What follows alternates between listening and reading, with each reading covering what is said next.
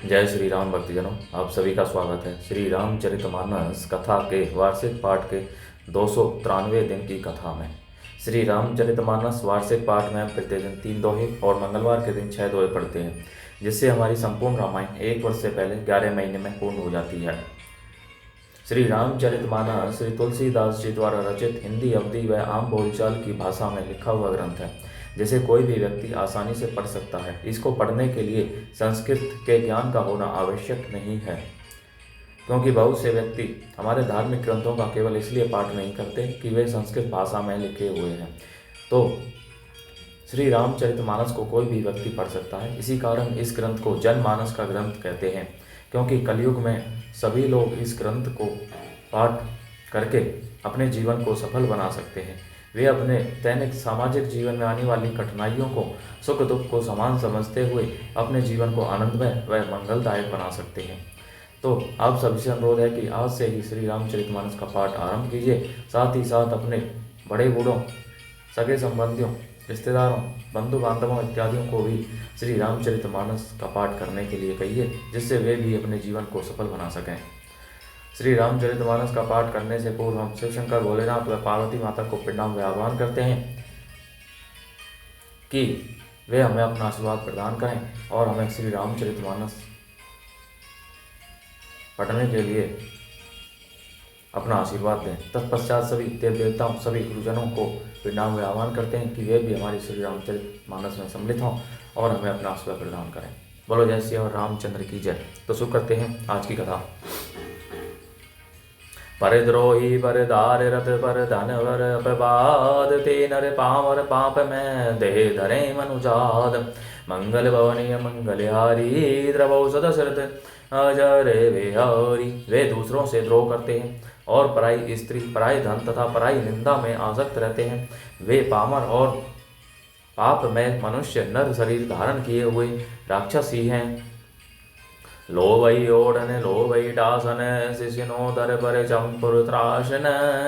काहू की जो सुनी बढ़ाई, श्वास ले ही जनु जूड़ी आई।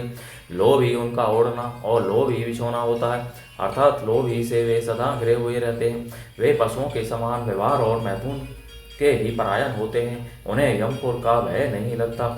यदि किसी की बड़ाई सुन पाते हैं तो वे ऐसी दुख भरी सांस लेते हैं मानो उन्हें जूड़ी आ गई हो। जब काहू के देखे ही विपत्ति, सुखी भय मानो जग निरपति। स्वार्थ रथ परिवार विरोधी, लंपट काम क्रोध अति क्रोधी। और जब किसी की विपत्ति देखते हैं तो ऐसे सुखी होते हैं मानो जगत भर के राजा हो गए हों। वे स्वार्थ परायण, परिवार वालों के विरोधी, काम और लोभ के कारण लंपट और अत्यंत क्रोधी होते हैं। मातु पिता गुरु विप्र न मानहि, आपो गए अरु घालहि।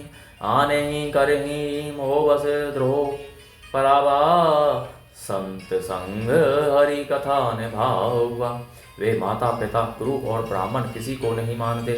आप तो नष्ट हुए ही रहते हैं, साथ ही अपने रंग संग से दूसरों को भी नष्ट करते हैं। मोह बस दूसरों से द्रोह करते हैं। उन्हें न संतों का संग अच्छा लगता है, न भगवान की कथा ही स्वाती है। अवगुण सिंधु मंदमती कामी, भेद विदूषक वरधन स्वामी। विप्र द्रोह पर द्रोह विशेषा, दम्भ कपट जिए धरे सुभेशा।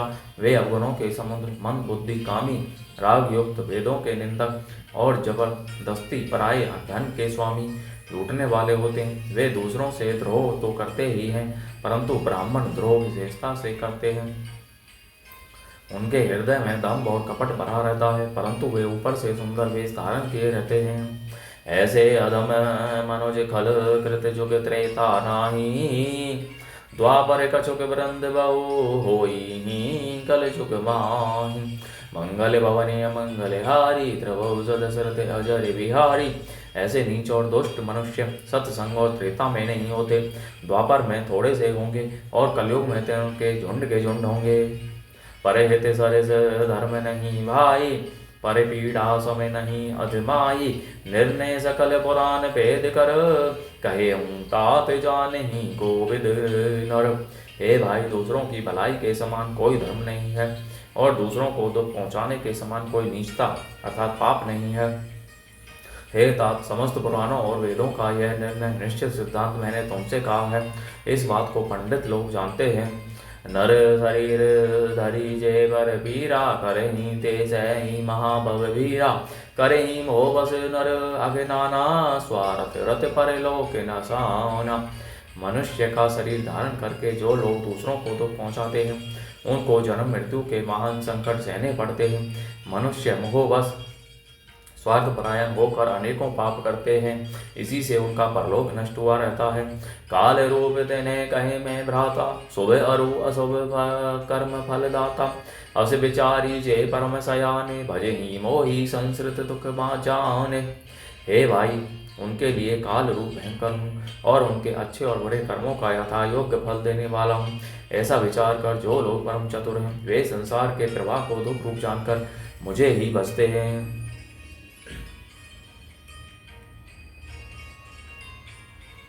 त्यागे ही कर्म शुभाशुभदायक, भजे ही मोही सुर नर मुनि नायक। संत असंतन के गुण भासे, तेने परे ही भव जिन्हें लखी राखे।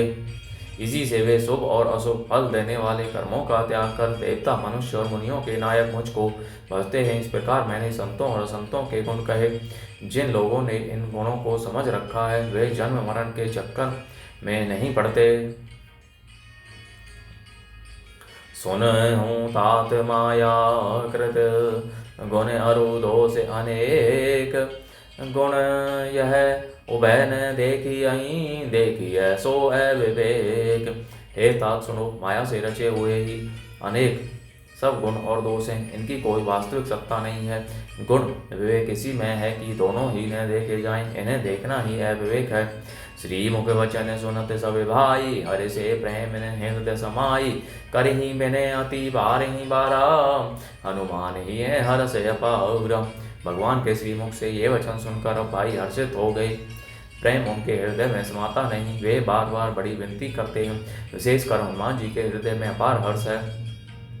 पुनि रघुपति निज मंदिर गए, यही विधि चरित करत नित नये। बार बार नारद मुनि आवेहीं, चरित पुनीत राम के गावेहीं।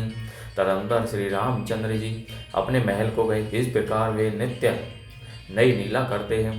शारद मुनि अयोध्या में बार बार आते हैं और आकर श्री रामचंद्र जी के पवित्र चरित्र गाते हैं। नित्य नव चरित देखी मुनि जाहि, ब्रह्म लोक सब कथा कहाहि। सुनी बिरंची अतिशय सुख मानहि, पुनि पुनि तात करहु गुण गानहि। मुनि यहाँ से नित्य नए नए चरित्र देखकर जाते हैं और ब्रह्मलोक में जाकर सब कथा कहते हैं। ब्रह्मा जी सुनकर अत्यंत सुख मानते हैं और कहते हैं, हे तात, बार बार श्री राम जी के गुणों का गान करो।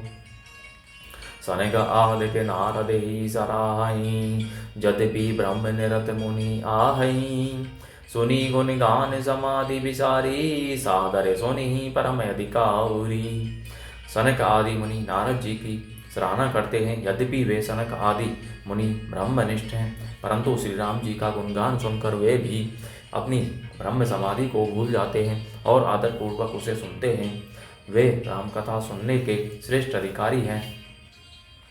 जीवन मुक्त ब्रह्म पर चरित सुनि तजी ध्यान, जे हरि कथा ने करही रति तिन्ह के ही है पाषाण। मंगल भवनीय मंगल हारी, द्रवौ सदशरथ अजरे विहारी। सनक आदि जैसे मुनि जीवन मुक्त और ब्रह्मनिष्ठ पुरुष भी ध्यान ब्रह्म समाधि छोड़कर श्री राम जी के चरित्र सुनते हैं। यह जानकर भी जो श्री हरि की कथा से प्रेम नहीं करते, उनके हृदय सचमुच ही पत्थर के समान हैं। बोलो जय श्री रामचंद्र की जय। इस प्रकार भक्तियों, आज की कथा का विराम यहीं पर होता है। बोलो जय श्री रामचंद्र की जय। शिव शंकर भोलेनाथ जय, पार्वती माता की जय, सभी देव देवताओं सभी गुरुजनों की जय। आप सभी से अनुरोध है कि आज से ही श्री रामचरितमानस का पाठ आरंभ कीजिए और अपने बंधु बांधवों, मित्रजनों, सगे संबंधियों और विशेषकर बड़े बूढ़ों को श्री रामचरितमानस का श्रवण कराइए, जिससे वे अपने जीवन को सफल बना सकें और आप परम पुण्य का भागी बने। बोलो जय श्री रामचंद्र की जय।